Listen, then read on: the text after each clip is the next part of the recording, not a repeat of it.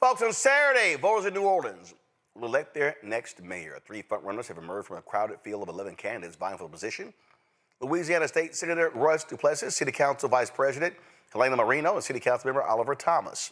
They're competing to replace Mayor Latoya Cantrell, who is term limited and will leave office in January. Cantrell is currently facing federal corruption charges. New Orleans City Council Member Oliver Thomas joins us right now.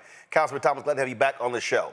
Man, good to be back with you, Roland. A lot of folks have been voting early. Black turnout is high as well. Most important, your top three priorities if you're elected mayor of New Orleans. Well, first of all, to make sure that this little crime surge we have right now is stymied and we can have a safe community. And then the delivery of city services has really kind of fallen apart. People really want and expect that if they're going to pay their taxes, if they're going to pay the city, that they should get their services on time. And then the last thing is, how do we come together to protect this community? We've been under siege, we see, by threats, outside threats from the federal government, as well as we need to have a better relationship with our state. Our state needs to be more partner than predator. But those are three things, along with having some of the most qualified people to run those departments. I'm going to be looking at those areas. One of the things that jumps out, obviously, economic revitalization. You're still trying to recover, frankly, from Katrina. Businesses left, people left, rebuilding your housing infrastructure. What's your plan for that? Well, Louisiana's a losing population. The metro region is a losing population. But the crazy thing is that we attract people. We punch way above our weight when you talk about tourism. We're one of the most visited places in the world per capita. We need to build on that. I have a plan for 10,000 houses, bring together housing experts. Let's use a lot of nonprofits that were successful in the past. Let's take a look at how we reprogram CBDG funds for soft seconds. How do we use the Good Neighbor program and the Teacher Next Door program that are successful around the country to make sure that teachers, law enforcement personnel, and others can get an opportunity, even in many cases with their meager salaries, can get an opportunity to own a home in our community. So I was the first person out with the 10,000 Homes program, and I really want to mimic some of the success that happened here, as well as what happens around the country. Look, one thing we know, we have space. One of the things that also is the public trust. And look, there have been way too many New Orleans mayors, city council members who have been indicted, guilty, gone to prison for corruption. How do you gain the public's trust and let them know that you're going to be different than what has happened in the past, unfortunately? Well, first of all, I'm much better because of what I went through. I want to have an office of ethics and integrity that's transparent, so people can see at every time that we're working hard to establish that trust. But one of the most difficult things that we're going to have to do in this country, as well as in local communities, people don't trust the political system.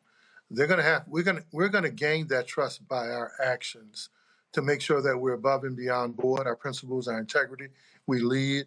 And I'm committed to doing that. I want to be the first mayor to have an office of public trust and integrity. We're going to lead with that, and we're going to work hard to earn the citizens' trust. But like most folk who fell down, I really think I offer an opportunity to a community that's struggling to show how we can get up. Just because you fall down doesn't mean you stay down. In many cases, your lowest point may be a way that you can look up to see that we can get to our highest point. And New Orleans deserves the very best from me and all of government. Questions from our panel. Congo, you first. Yes, I'm very passionate about education, and one of the things I'm wondering is, even with Trump's targeted attacks and what they're doing across the country, they just have very blind policies that they are creating across all departments that are having real impact in local communities. Given what is happening with the Department of Education in this country, how do you support local education initiatives with everything that they are doing in terms of cuts and just getting rid of various programs from DEI and the like? Well, that's one of the things that I built my reputation on. I won the Jefferson Award for taking kids who were failing and putting one on the honor roll. I was a Meal of the Year by the social workers here in New Orleans for the mentoring and the work that I do. I grew up in the Lower Ninth Ward, Desire, one of the poor communities in this city. And that doesn't mean anything in terms of your intellect, but also I want to be the first mayor that has an Office of Education that works hand in hand with the superintendent. And I'm the only elected official that has an after-school program. That's part of my life, man. That's part of what I'm committed to. And those awards that I won, those awards were before I got elected, which shows that you don't have to get involved in education and get involved with our kids just because you have a political title. That's a way of life for me. Niambi?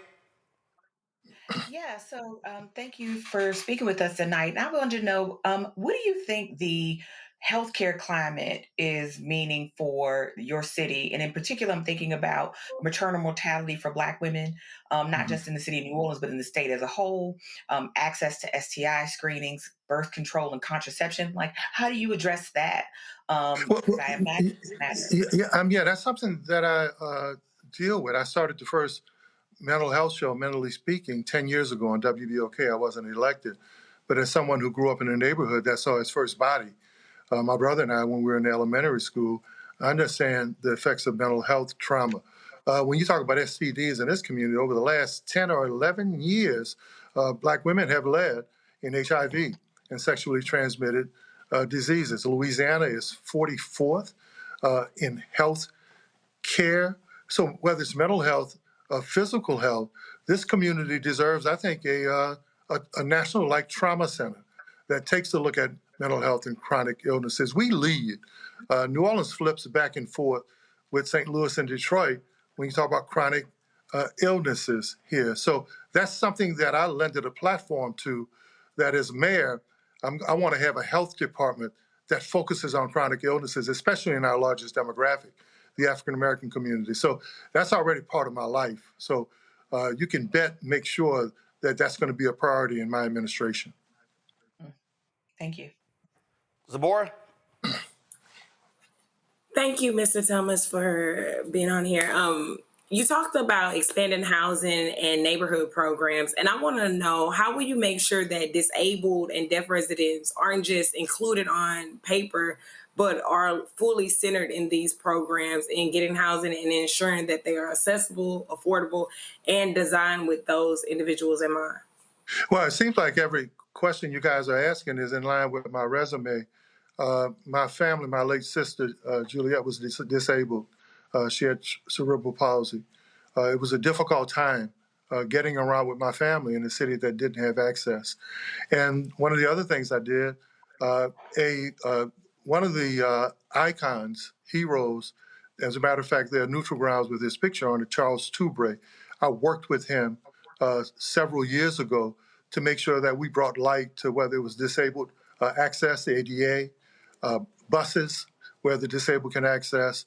And as we begin to construct new buildings and new housing and new places to live, we are missing out in this country on billions of dollars just because families and folk with disabilities can't access commercial places or can't access public spaces. So this is something I had to grow up with.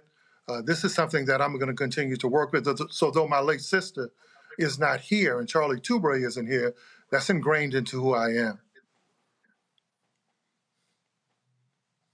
Right then. Well, again, the election is on Saturday. And then just 5 days up to campaign. Councilman Thomas, we appreciate it. Thanks a lot. Well, thank you guys. Continue to do what you do and leading the way and not only speaking truth to power, but doing it from a power position. We appreciate that. That's what I want to do as mayor. All right. Thanks so much. Hello, I'm Isaac Hayes III, founder and CEO of Fanbase, and I'm here with a very important message. We are at a turning point in the Black community where we must have equity in the apps we use that scale to billions of dollars. But this time, we own the infrastructure, we own the culture, and we shape the future. And Fanbase is the future.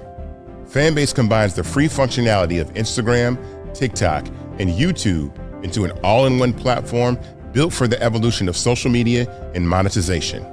With over 1.4 million users, that's real proof that we are shifting the conversation of tech ownership and equity for creators. So right now, I want you to go to startengine.com/fanbase and invest today. The minimum to invest is $399. That gets you 60 shares of stock in Fanbase at $665 a share.